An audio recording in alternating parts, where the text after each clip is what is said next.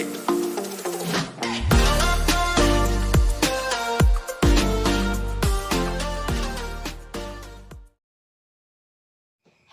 everyone! I am Johaira Lidasan and this is my part, which is the frequency distribution and histograms.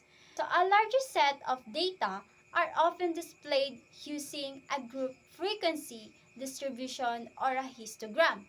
So what is frequency distribution table in statistics? Do you have any idea about this? So in a statistic, a frequency distribution table is a comprehensive way of representing the organization of raw data of a quantitative variable. So this table shows how various values of a variable are distributed and their corresponding frequencies.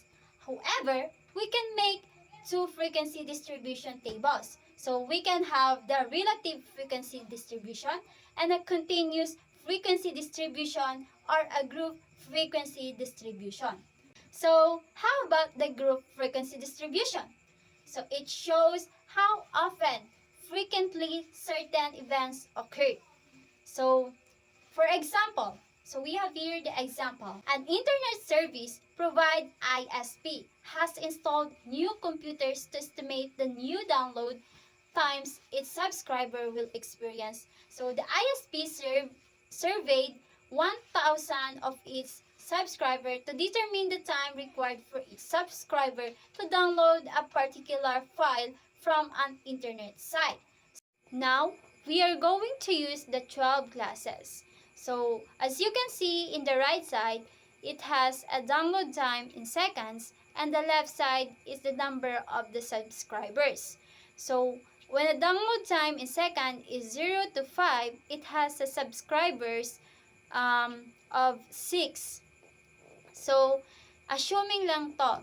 So, 5 to 10 is 17, 10 to 15 is 43. So, paano ba gagawa ng histogram about this?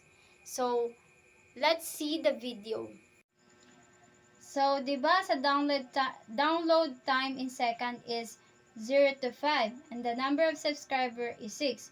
So, dahil nandito si 10 and yung x natin or yung download time natin in second is 5, so we can put here. And then, the number of subscriber is 6. So, it could be, nandito si 0, kaya assume na lang natin nandito si 6. So, we can write like this one.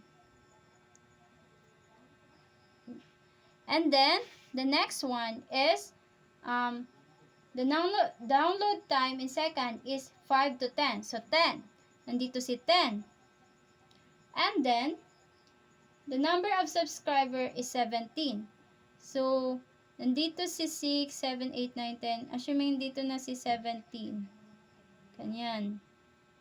17. And then, the next one is 10 to 15. So, si 15 is nandito. Kasi nandito si 10. So, 15 is nandito. And then, the number of subscriber is 43. So, nandiyan si 50. So, it could be the year na si 43. And then, the next one is 15 to 20. And the number of subscribers is 92. So, 15 to 20. So, nandito na tayo kay 20. And then, the number of subscriber is 92. Dahil nandiyan si 100, assuming nandito na si 92. Ganyan. And then, the 20 to 25 download time or the X. So, 25, nandito na si 25.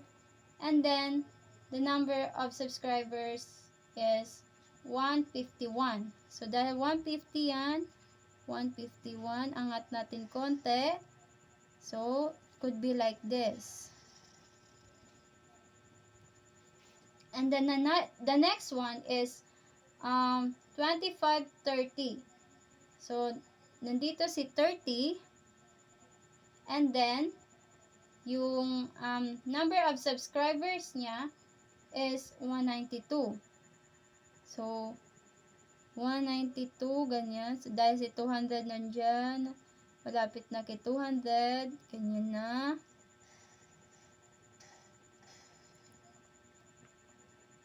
And then, 30 to 35. 30 to 35 is, nandito si 35, and then, 190. So, konti, kumbaga baba natin konti kasi 190 siya. 190. And then, the next one is 35 to 40. So, nandito si 40. And then, 149. So, 150 dito. So, 149. So, pwede siya dito. Ganyan. Hindi siya pantay ha, kasi mas mataas to siya. So, ganyan. And then, 40 to 45. 45 nandito. And then, 90. 100 yan. So, saan si 90? Dapat. So, it could be here si 90. Mga dito si 90. Yan. And then, the next one is 45 to 50 or 50 and then to 45. Dahil 50 yan, dito si 45. And then the next one is 50 to 55.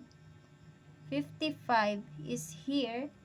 And then the 15 or number of subscriber is 15 is kunwa 15. Yung kanina dito is 17. And then 15 could be here. Could be here. And then 55 to 60. Hindi yan siya parehas ha. Ito si 17, ito si 15. And then 55 to 60 or the 60 and then 10. So 10, kunwari si 10 is nandito.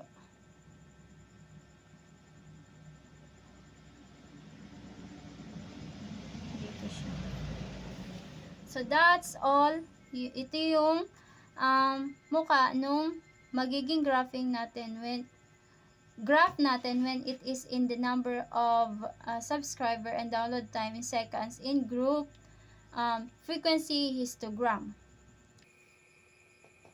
So now, the graph of frequency distribution is called the histogram. It because a histogram provides a pictorial view of how the data are distributed.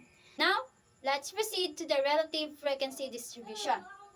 So, it defines as the type of frequency distribution that leads the percent of data in each class. It means a percentage data. So, we have here the download times in second, and instead of number of subscribers used, we will use the percent of subscribers, which as you can see here in the example, 0 to 5, the percent is 0.6.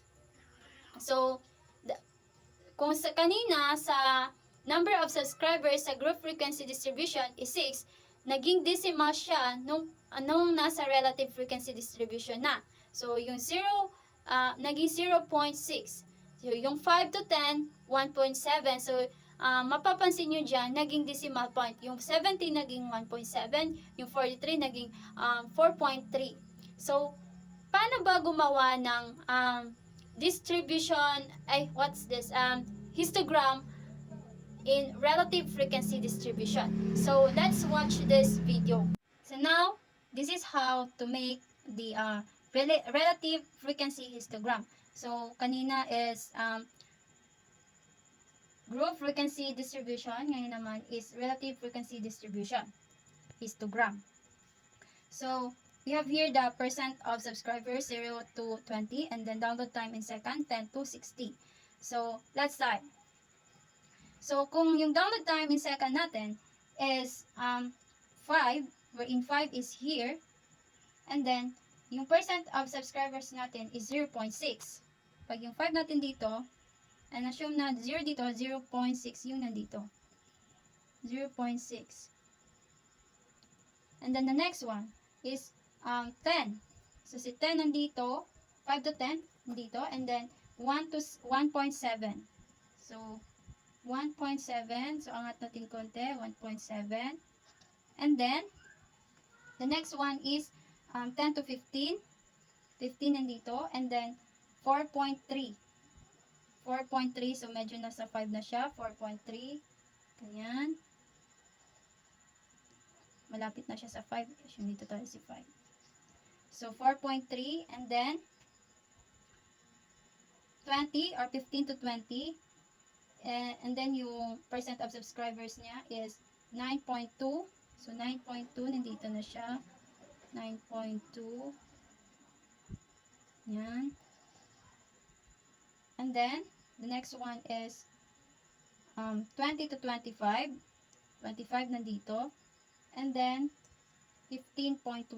So 15 dito, 0.1. Angat natin konti sa 15, taas ng 15. And then pababa. And then 15.1 yun, ha. And then next one is 25 to 30 or 30. Yung download time natin, and then yung percent of subscribers natin is 19.2. So nandito si 20, so 19.2, mga dito na siya. So purong kante. And then the next one is 30 to 35. So dito si 35. And then 19.0. So 19 siya. So pag 19.1 yan, dito si 19.0. Then the next one is 40, 35 to 40. So dito si 40, then 14.9. Dahil 15 yan, 14 tayo, 0.9. Dito na si 40 nata. Dito. Ay, wait lang. Dito. And then, 40 to 45. Dito si 45. Then 9.0. Dahil 10 yan, 9.0 or 9 is dito. And then 45 to 50 or 50 dito, and then 4.5 yung percent of subscribers, 4.5. So dito na si 4.5. 9.0, 4.5. Dito si 4.5. And then 50 to 55, or dito si 55, then 1.5. 1.5 is mga dito siya banda, kasi 1.7 dito, 1.5 mga dito siya banda. Ganyan.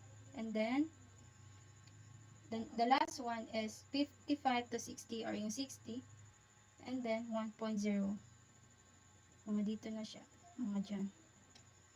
So, that's all from relative frequency histogram. Ito na yung mukha ng graph natin. So, that's all in my part. Thank you and God bless you all.